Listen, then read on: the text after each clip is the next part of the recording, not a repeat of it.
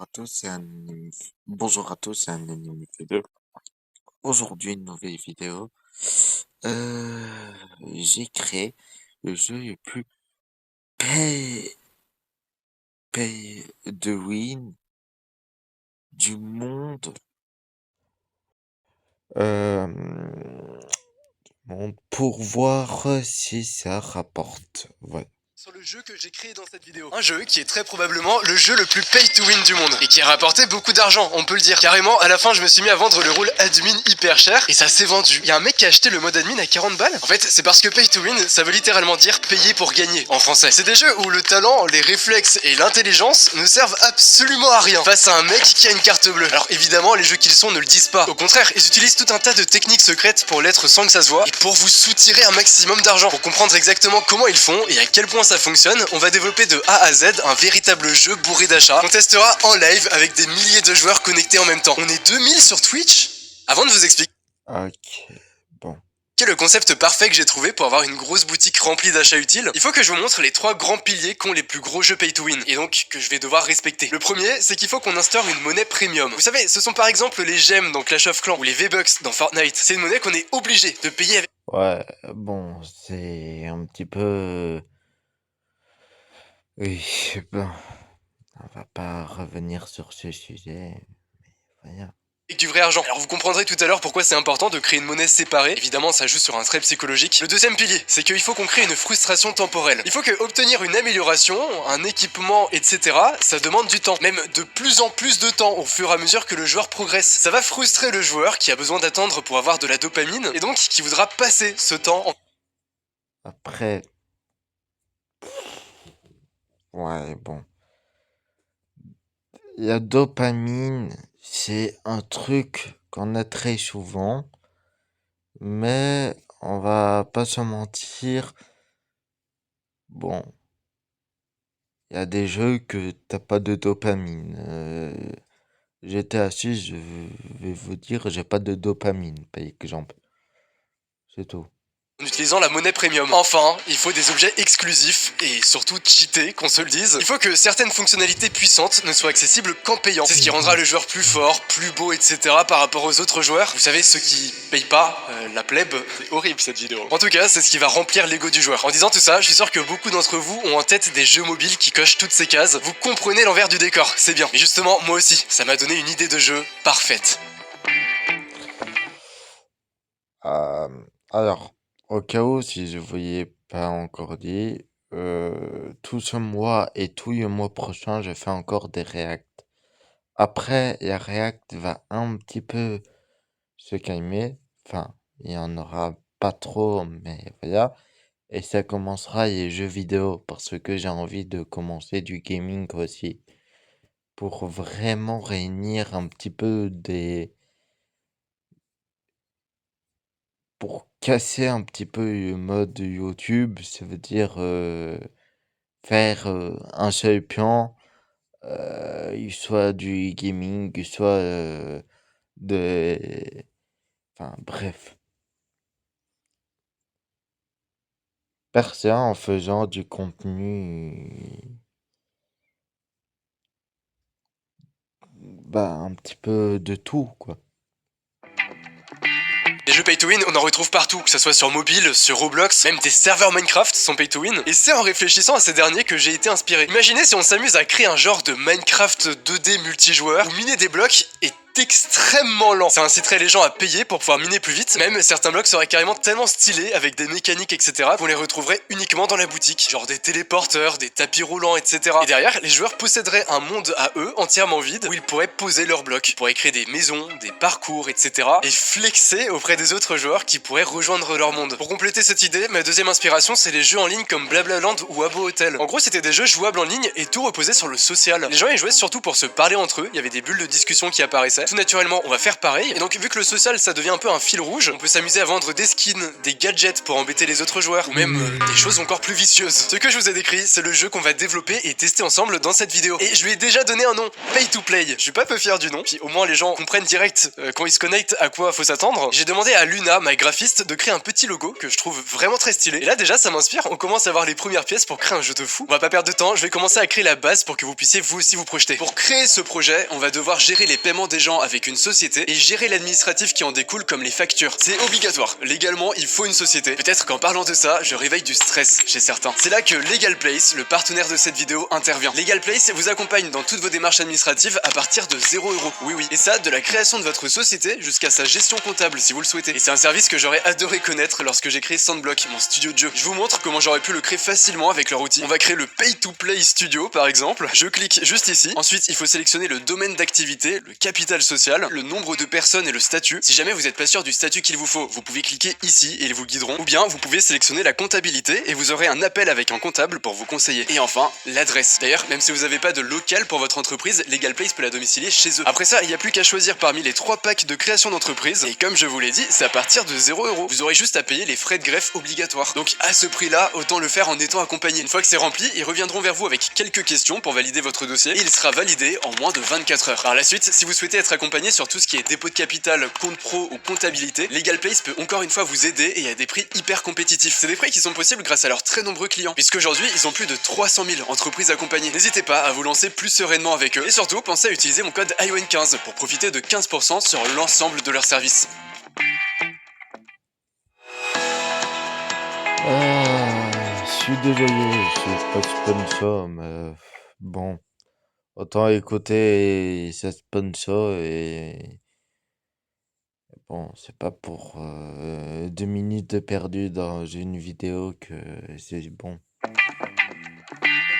Pay to Play, ça va être un jeu sur navigateur, un site. L'idée, c'est qu'à la fin de la vidéo, j'organiserai un énorme live de 4 heures sur le jeu et j'ai envie de réussir à avoir des centaines, voire des milliers de joueurs connectés en même temps. Un site, c'est parfait pour qu'un maximum de monde puisse se connecter facilement. D'ailleurs, petit aparté, ce live, il est prévu dans une semaine au moment où je vous parle, le mercredi 4 mars. Tout le monde est prévenu. Les viewers, une association à qui je vais reverser tous les revenus du jeu et même Twitch. Il se trouve que j'étais en contact avec eux, j'aurais proposé de m'accompagner pour booster le live. Bah, ils ont l'air chauds. En fait, je vous avoue que ça rend juste le truc encore plus stressant parce que faut pas perdre de temps. On commence par mettre un background bleu, ça fait un ciel. On rajoute des blocs de terre et des blocs d'herbe pour avoir un sol. Et on rajoute un petit joueur qui peut se déplacer sur les côtés. Voilà. Ouais, l'animation, je me suis pas fait chier, hein. Juste il sautille. On est au tout début, mais vous pouvez déjà remarquer que contrairement à d'habitude, le jeu est beau. Ça, c'est grâce à Gexari, le pixel artiste de cette vidéo. Il m'accompagne pour développer ce projet et il est juste beaucoup trop fort en fait. Là, vous voyez en direct quelques exemples de choses qu'il a réalisées en timelapse. Et en dehors du côté satisfaisant, c'est surtout assez impressionnant. Et ça fait que le jeu sera vraiment quali.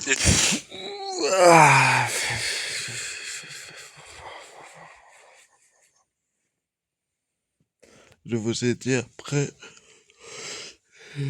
normalement vous aurez plus que mon bureau et ma pièce de chaîne et on jouera à ça.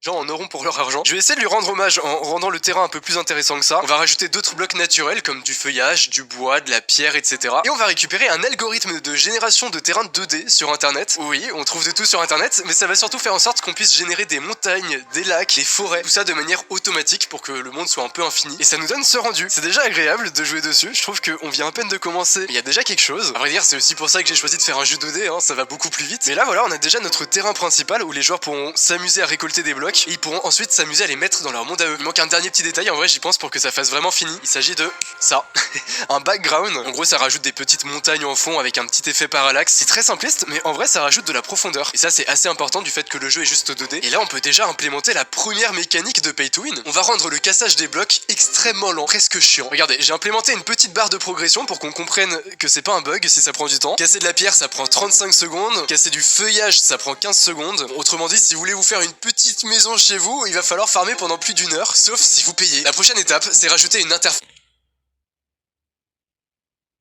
Eh ben. Ah, je peux vous dire, il va s'en faire de l'argent s'il fait ça. Au jeu, le chat, l'inventaire, la boutique, tout ça. Et vous allez voir que rien que ça va faire step up le jeu de fou malade. Pour créer une interface au jeu, je vais avoir besoin d'un truc que j'ai rarement fait, c'est une DA, une direction artistique. Chaque gros jeu possède une DA. C'est en gros un ensemble de couleurs, de formes, de symboles, de polices d'écriture, tout ce qui va définir l'identité du jeu. C'est normal que ça me fatigue plus ces vidéos que personne n'en ait même, c'est normal.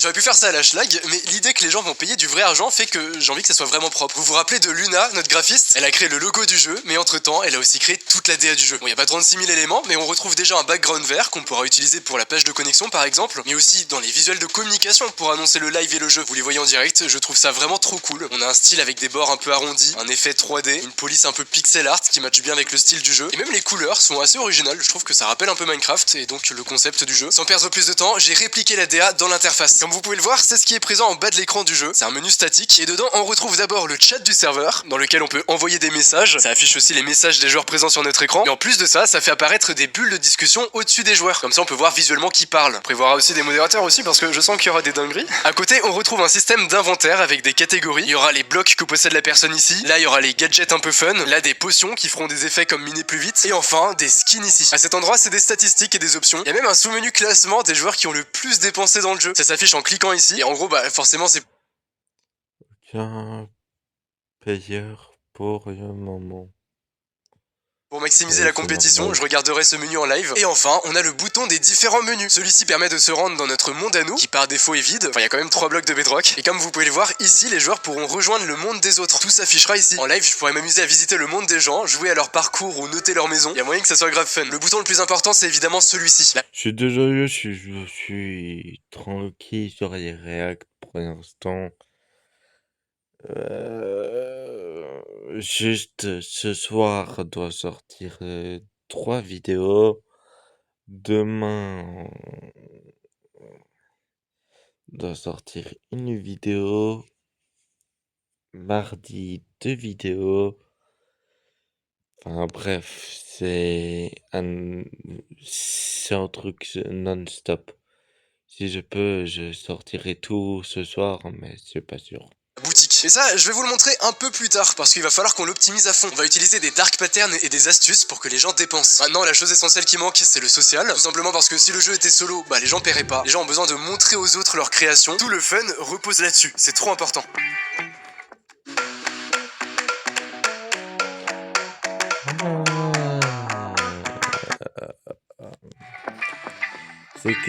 C'est que 17 minutes, mais avec les pubs, ça se tourne en 27 minutes. Pour rendre le jeu multijoueur, il faut d'abord un système de compte. Je me suis amusé à créer une interface de connexion en regardant la DA que Luna a fait. Je rappelle ici le concept, là j'ai mis le nombre de joueurs connectés en direct. Mais surtout, on peut se connecter avec son compte Google grâce à ce bouton. Regardez, si je clique, on choisit son compte Google. Et ça permet de ne pas avoir à créer de compte spécialement pour le jeu. Là en 5 secondes, on est authentifié. Et ensuite, on peut cliquer sur lancer le jeu pour rejoindre le monde principal. Ah oui, et vu que c'est la première connexion, ça me demande de choisir un pseudo. Attention, ne faites pas l'erreur. Quand on laisse du choix aux joueurs, il faut faire gaffe. On a rajouté des filtres de mots sur le choix du pseudo. Et même dans le chat à vrai dire. Et c'est marrant, quand je vous dis qu'on trouve de tout sur internet, j'ai découvert qu'on pouvait télécharger des listes de mots à bannir. Donc on a récupéré une liste et on l'a mis sur le jeu. Et pareil, il y a pas mal de trucs que je vais pas vous montrer, mais on a créé un anti-cheat, un système de modération pour bannir et muter les gens, tout un tas de choses pour que le jeu reste vivable et qu'on ait pas trop de problèmes aussi accessoirement. Et spoiler, ça a pas empêché certains de faire des dingueries. Attends, il est en train de tout détruire. Mais au moins il payait, donc c'est cool. Et justement, c'est le moment d'ajouter du contenu payant.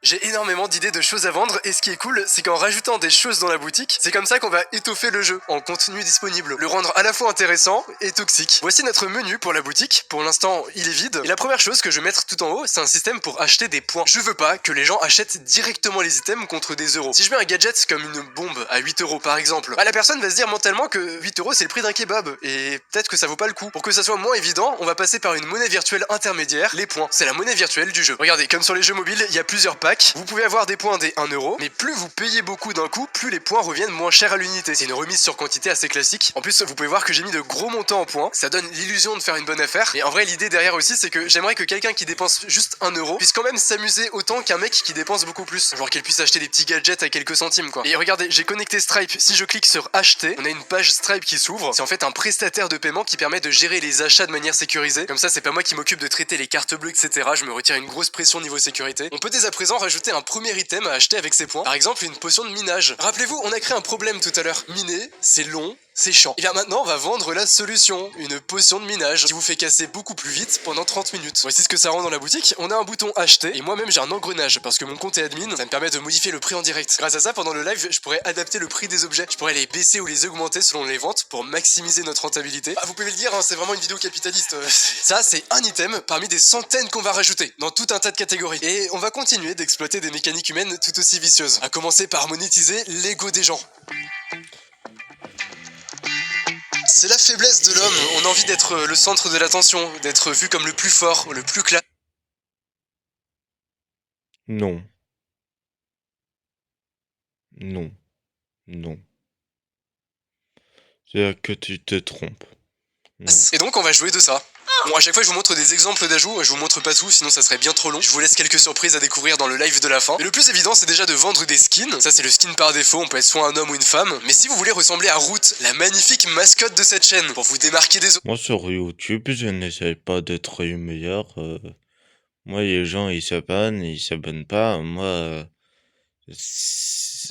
bon, abonnez-vous, mettez un pouce bleu, ça je lui ai dit pour quand même voilà. Mais après c'est les gens qui décident. Du coup non, en vrai. Eh bien vous pouvez, comme vous le voyez, hop, je change d'apparence en direct. Vous pouvez aussi payer pour écrire plus de caractères dans le chat. Par défaut un message est limité à 50 caractères. Vous pouvez payer pour mettre du formatage dans vos messages. Écrire en gras, en souligné, en couleur. Payer pour pouvoir voler sur la map. Payer pour être géant. Payer pour être multicolore. Même payer pour afficher un message qui s'affichera au centre de l'écran de tous les joueurs connectés. On vend de l'attention, on vend le fait d'être le personnage principal du serveur. Mais c'est pas la seule chose qui marche.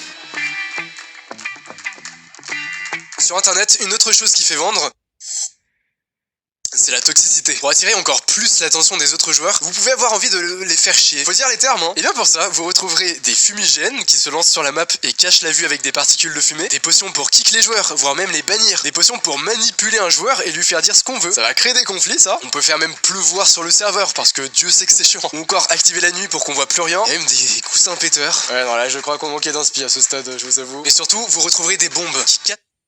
Ok. Juste petite pause. Allez, c'est reparti pour la vidéo. Les blocs et font trembler l'écran des joueurs autour. Et ça, croyez-moi, bah c'est vachement chiant. Imaginez que vous venez d'aménager votre monde perso après avoir farmé pendant hyper longtemps. Vous avez construit une belle maison et là, un mec arrive et balance des bombes partout. Bah ça aussi, ça va créer des tensions. Alors je force, hein, mais rappelez-vous le credo. Si on crée un problème, on vend la solution. Et donc tout naturellement, on peut payer pour protéger son monde. Bon, je vais pas tout vous énumérer, hein, je pense que vous avez déjà compris le concept.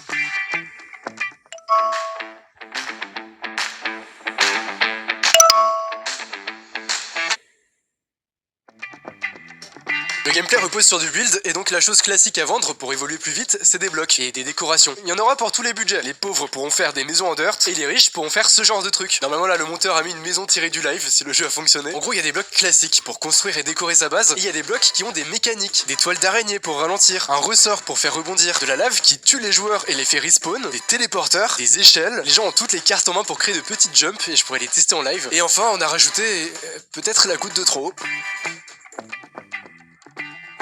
J'ai monétisé ce qui devrait pas être monétisable, comme l'accès au rôle admin. Bon, vous inquiétez pas, je le mettrai accessible seulement à la fin du live. Et en plus, je tenterai des prix différents. À la limite, je le mettrai à 100 € au début. Et si ça se vend pas, je le baisserai. En tout cas, jusqu'à ce que ça se vende. Mais c'est stylé, regardez. En fait, on a développé tout un panel pour les admins. On peut bannir les gens, les mute, se téléporter à eux. On peut même voler en mode no-clip pour passer à travers les blocs. Il y a même un genre de world edit pour ceux qui voient. C'est des outils de construction rapide. On peut construire en posant plein de blocs d'un coup. En fait, c'est trop satisfaisant d'être admin. C'est un peu le saint graal ultime. C'est en partant de ce constat que je me suis dit qu'on allait pousser le vice jusque-là. Ça va être un carnage. On risque d'avoir beaucoup de réclamations. Heureusement qu'on a bien précisé dans les conditions générales de vente que ça pouvait se produire, ce genre de truc. Vous savez, c'est ce long règlement que souvent les gens lisent pas, mais nous on l'a bien remis partout. Pour être sûr que les gens aient bien compris, on l'a vraiment mis partout ce règlement. Et puis évidemment, je le rappellerai aux gens en live, hein, ça reste un événement temporaire. J'écris partout que le jeu avait pas vocation à durer. Si je vous dis ça, c'est justement parce que là je viens de publier les visuels qui annonçaient le live. C'est officiellement mercredi 4 mars de 18h à 22h. Je stresse parce qu'on aura beau faire des tonnes et des tonnes de tests, on sait jamais ce qui va se passer association directe. Surtout que, comme je vous expliquais au début, j'ai impliqué une grosse asso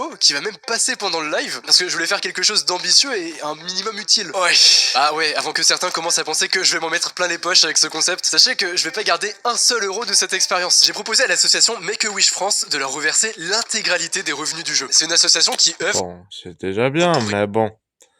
On n'a pas besoin... Voilà, c'était bien, mais t'avais pas besoin Qui est d'expliquer. tout sauf moral. Maintenant, je vous laisse découvrir Il y avait juste à dire je redonnerai l'argent à cet assaut et c'est tout. ce qui s'est passé. On dual stream ce live. On est sur YouTube et sur Twitch. Ouah, mais oui, il y a déjà beaucoup de gens qui...